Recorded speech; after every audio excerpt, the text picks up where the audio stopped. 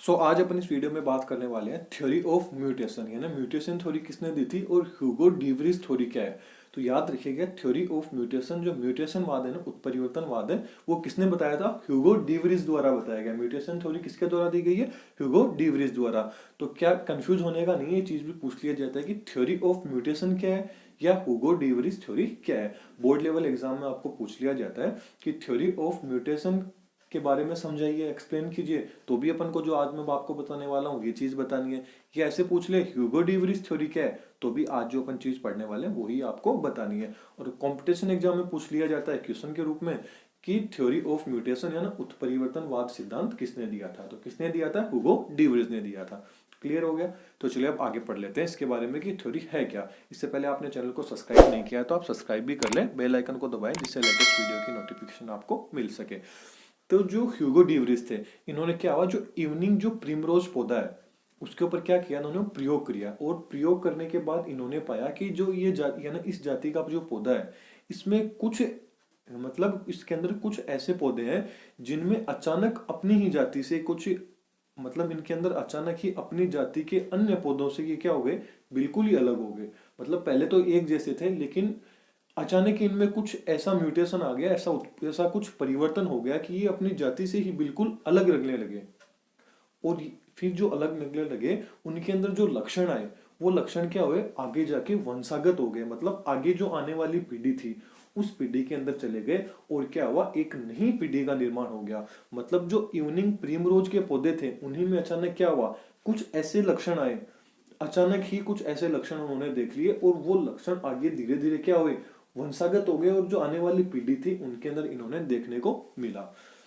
फिर इन्होंने बताया कि इस तरह के जो अचानक परिवर्तन आते हैं उन्हीं को अपन क्या बोलते हैं, म्यूटेशन बोलते हैं। क्या बोलते हैं? उत्परिवर्तनवाद, है ना, उत्परिवर्तन बोलते हैं। तो आपको ये पूछ लिया जाए कि उत्परिवर्तन किसे कहते हैं, तो अचानक आए हुए जो परिवर्तन होते हैं, जो बदलाव होते हैं, उन्हीं को अपन क्या बोलते हैं, म्यूटेशन बोलते हैं।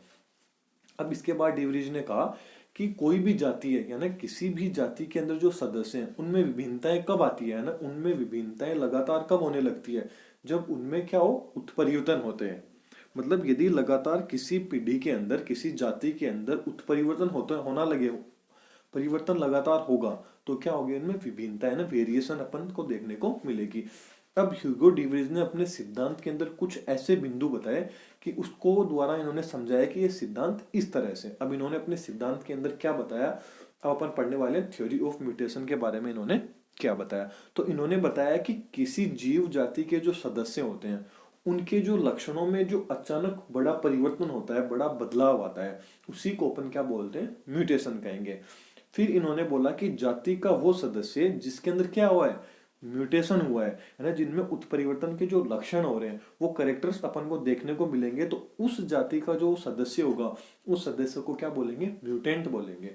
तो याद रखिएगा, म्यूटेशन तो क्या होता है कि कोई भी जाति के अंदर क्या होता है, अचानक ही बड़े लक्षण अपन को देखने को मिल जाते हैं, प्रकट होते हैं, उसको तो म्यूटेशन बोलते हैं। और म्यूटेंट क्या होगा, जिस पौधे के अंदर या जिस सदस्य के अंदर ये लक्षण अपन को देखने को मिलता है, तो उनको इन्होंने क्या नाम दे दिया, म्यूटेंट नाम दे दिया। अब क्या होता है, इन्होंने बताया कि जो म्यूटेशन होता है वो क्या होता है, वंशागत होता है, जो क्या होता है, एक नई पीढ़ी का विकास करने में सहायक होता है। जो क्या होता है, एक नई पीढ़ी का निर्माण या नई पीढ़ी का क्या करता है, विकास करता है। और उत्परिवर्तन इन्होंने बताया कि उत्परिवर्तन लाभदायक भी हो सकता है तो हानिकारक भी हो सकता है। अब लाभदायक कैसे हो सकता है, हानिकारक कैसे हो सकता है, ये देखेंगे कि उत्परिवर्तन होता है वो क्या होता है, प्राकृतिक वर्ण पर भी प्रभाव डालता है। अब प्राकृतिक वर्ण, तो प्राकृतिक वर्ण का जो सिद्धांत था वो किसने दिया था, डार्विन ने दिया था। अब वो डार्विन क्या दिया था, डार्विनवाद क्या था, वो मैंने वीडियो बना रखी है, उसकी लिंक आपको ऊपर आई बटन में, नीचे डिस्क्रिप्शन बॉक्स में दे दी जाएगी, या आप चाहें वहां से भी उस वीडियो को देख सकते हैं। उत्परिवर्तनवाद क्या, उत्परिवर्तन क्या होता है, प्राकृतिक वर्ण का पर भी प्रभाव पड़ता है। जैसे कि हानिकारक उत्परिवर्तन वाले जीव तो क्या हो जाते हैं, नष्ट हो जाते हैं। और जो लाभदायक उत्परिवर्तन वाले जीव होते हैं, प्रकृति क्या कर लेती है, उनका चयन कर लेती है, उनका सिलेक्शन कर लेती है। डार्विन ने भी यही बात की थी, लेकिन उन्होंने आगे और भी चीज बताई थी। फिर इन्होंने नेक्स्ट पॉइंट बताया कि जो नई जातियों का विकास होता है वो धीरे धीरे जो उत्परिवर्तन होते हैं उससे नहीं होता है, बल्कि जो परिवर्तन जल्द ही होते हैं, मतलब जल्दी से हो जाते हैं, वो परिवर्तन होते हैं, उन्हीं का विकास क्या होता है, एक पीढ़ी से दूसरी पीढ़ी में चला आना। इसी कारण क्या होता है कि नई जाति का निर्माण हो जाता है, जल्द ही हो जाता है, क्योंकि वंशागत जल्दी से हो जाता है। अब बात कर लेते हैं क्रिटिज्म ऑफ म्यूटेशन थ्योरी। अब क्या थी कि कुछ ऐसे भी वैज्ञानिक थे जिनको ये जो थ्योरी ऑफ म्यूटेशन थी, है ना, जो डीवरीज ने जो थ्योरी बताई है उनको पसंद नहीं आई, अच्छी नहीं लगी। इसलिए उन्होंने क्या किया, इस थ्योरी की आलोचना की।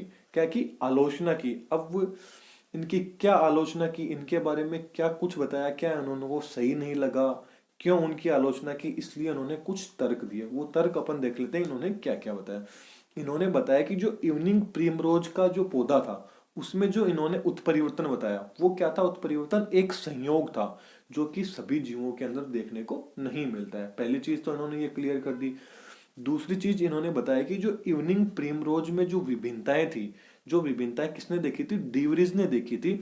वे विभिन्नताएं कहां से मिली, यानी जीन्स जो जीन होते हैं उनमें उत्परिवर्तन के कारण वो विभिन्नताएं नहीं हुई थी, बल्कि क्या हुई थी, जो गुणसूत्र में जो अनियमित पृथक्करण और जो संयोजन हुआ था उसके कारण ये विभिन्नताएं उनको देखने को मिली थी।